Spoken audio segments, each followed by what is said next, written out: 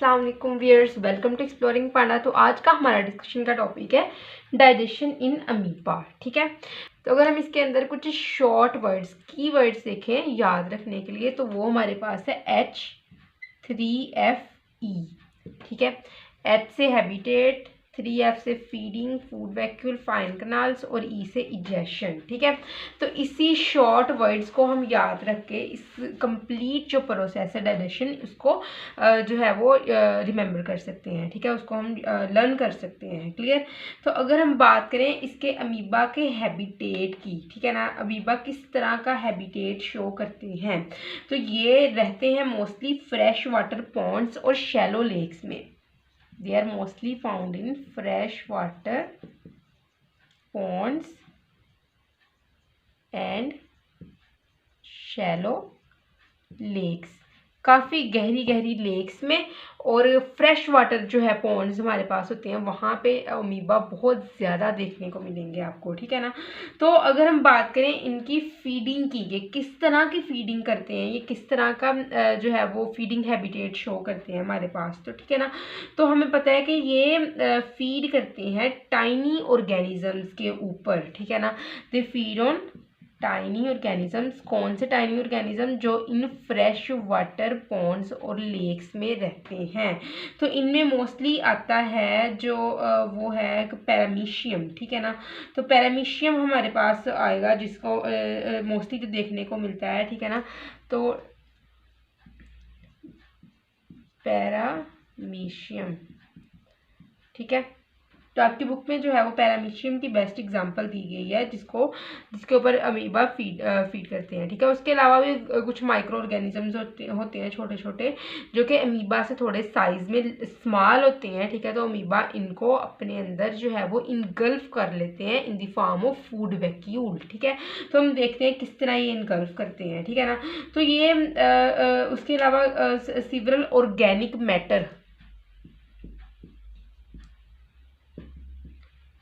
Organic matter में भी ये फीड करती हैं। क्लियर।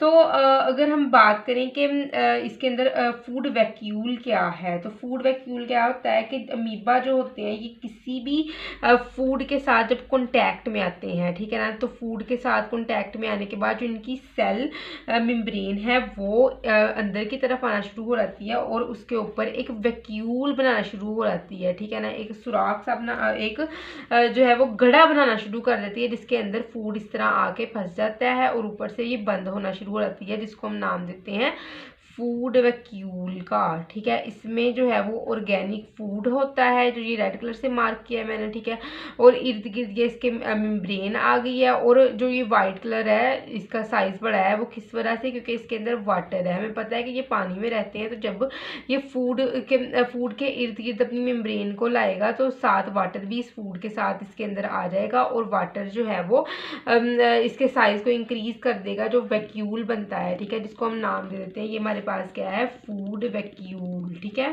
तो इसमें क्या होता है कि जब भी अमीबा किसी भी कॉन्टैक्ट के साथ आता है, किसी भी ऑर्गेनिक मैटर, किसी भी टाइनी ऑर्गेनिजम्स के साथ, तो क्या होता है? देखो ये अमीबा थे, ये कॉन्टैक्ट में आया है, तो इसने क्या करना है? इसने ये फूड पार्टिकल के इर्द गिर्द मेम्ब्रेन अपनी इस तरह बढ़ाना शुरू कर देनी है, इस तरह। ठीक है, अब मेम्ब्रेन बढ़ गई है, आहिस्ता आहिस्ता क्या होगा? ये ऊपर से इस तरह क्लोज होनी शुरू हो जाएगी। ठीक है, ये लो जी, और एट द एंड ये क्लोज होती होती कंप्लीट इसके ऊपर आ जाएगी, और ये वाला हिस्सा जो था वो इस तरह लहदा हो जाएगा, और इसको नाम दे दिया जाएगा किसका?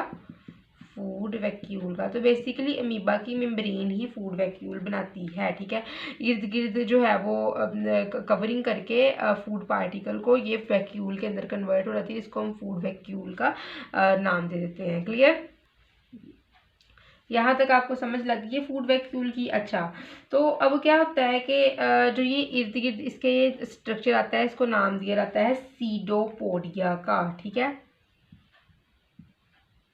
सीडोपोडिया, मतलब कि साइटोप्लाज्म जो है वो वही है यहाँ पे जो इसके इर्द गिर्द मेम्ब्रेन्स को कवरिंग बना रहा है इस तरह करके, ठीक है। और इसको हम कहते हैं सीडोपोडिया, ठीक है ना। जो ये मूवमेंट साइटोप्लाज्मिक मूवमेंट शो करते हैं इसको हम सीडोपोडियल मूवमेंट भी कह सकते हैं। तो ये pseudopodia food vacuole, food particle के इर्द गिर्द फ्यूज करना शुरू हो जाता है और बना देता है फूड वैक्यूल। अगर तो फूड वैक्यूल अब बन गया है, अगर तो ये टू बिग है लाइक पैरामीशियम, अगर ये पैरामीशियम की तरह बहुत ज़्यादा बड़ा है तो अमीबा क्या करता है, अमीबा इसके इर्द गिर्द इन सर्कल करके लार्ज फूड वैक्यूल बनाता है। If food particle is too big just like paramecium then amoeba form a large food vacuole. Large food particle makes a large food vacuole in amoeba, ठीक है। तो उसके बाद क्या होता है कि अब क्या होगा कि जो ये फूड वैक्यूल है इसके अंदर सीवरल इंजाइम की सिक्रिएशन होगी।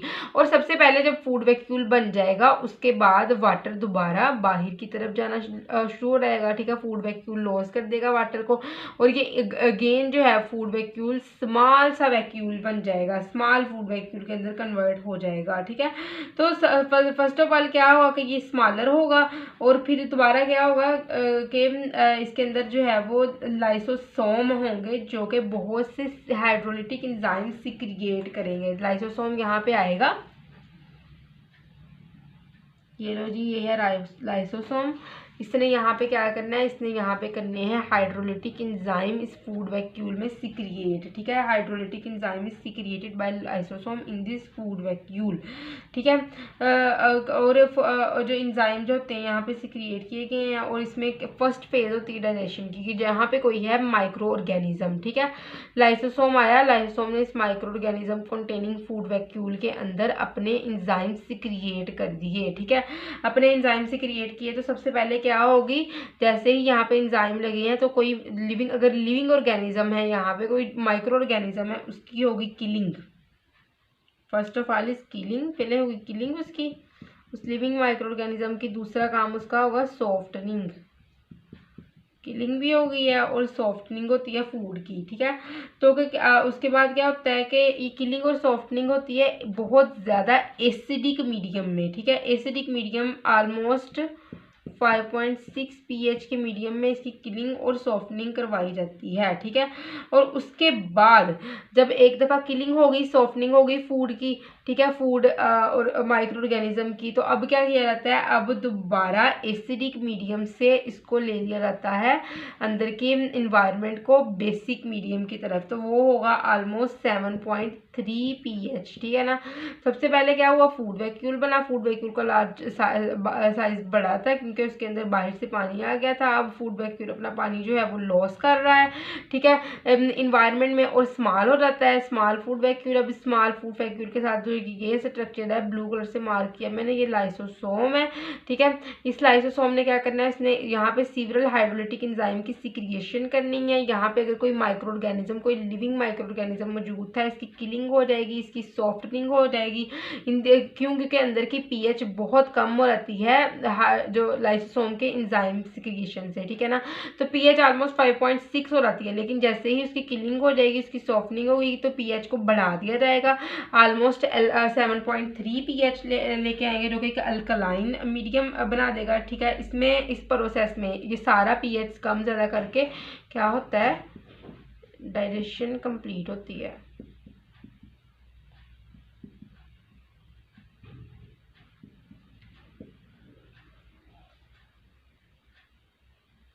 डाइजेशन को ऐसे कंप्लीट कर दिया जाता है। जब डाइजेशन फूड वैक्यूल में कंप्लीट हो जाती है ना, तो फिर उसके बाद क्या होता है, ठीक है, यहाँ पे ये सिक्रिएशंस हो रही थी, ठीक है ना, ये सिक्रिएशन इसके अंदर हो चुकी थी, अंदर डाइजेशन हो रही है। तो अब डाइजेशन यहाँ पे क्या हुई, यहाँ पे डाइजेशन कंप्लीट हुई, तो क्या होता है कि जो फूड वैक्यूल है ना, इसमें से इस तरह की कनाल्स निकलना शुरू हो जाएंगी। जो ये बनाया है मैंने स्ट्रक्चर स्टार से, सीवरल फाइन कनाल्स हैं जो कि फूड वैक्यूल से निकल गई एक इस तरह करके, ठीक है ना। इस तरह था फूड वैक्यूल, उसमें आहिस्ता आहिस्ता करके इस तरह कनाल्स निकल गई हैं, ठीक है।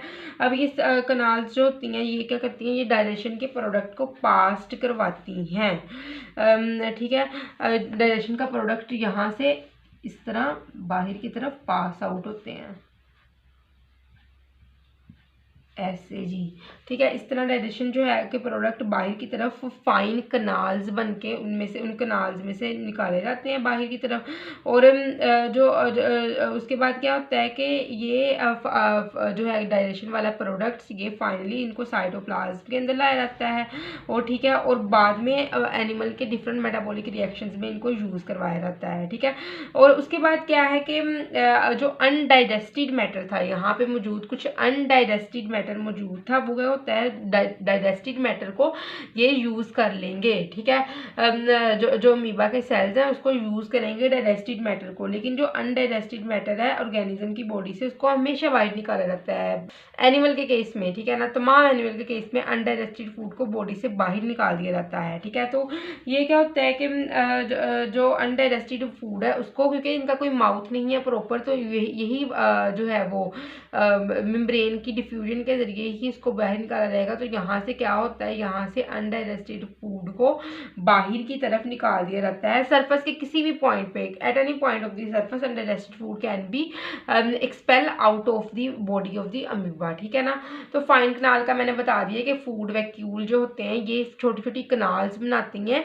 और इन कनाल में से प्रोडक्ट जो है डाइजेशन का उसको साइटोप्लाज्म के अंदर ट्रांसफर करवा दिया जाता है। तो इजेक्शन क्या है कि अनडाइजेस्टेड फूड पार्टिकल्स को बॉडी से बाहर निकाल दिया जाता है, किसी भी हिस्से से अमीबा अपनी बॉडी के किसी भी हिस्से से इसको अनडाइजेस्टेड फूड को बाहर निकाल देता है। ठीक है, तो आई होप सो कि आपको डाइजेशन अमीबा की समझ लगी होगी, लेकिन किसी भी किस्म के कन्फ्यूजन कमेंट सेक्शन में पूछ सकते हैं। थैंक यू सो मच, अल्लाह हाफिज़।